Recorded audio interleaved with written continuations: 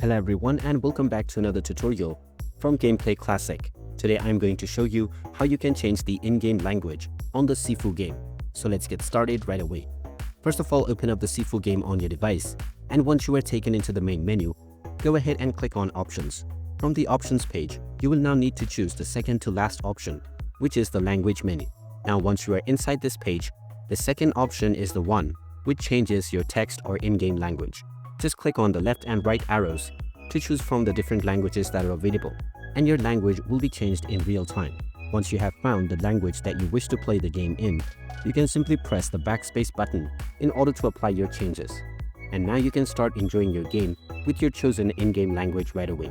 And you can change it at any point of time by going to the second to last option from the main menu, and then the second to last option within this as well. And now you can choose from the second option whichever language you prefer to set.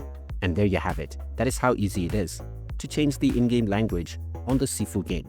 If you find this video helpful, don't forget to hit that like button and subscribe to our channel for more useful tips and tutorials. Thanks for watching, and I will see you again in the next video.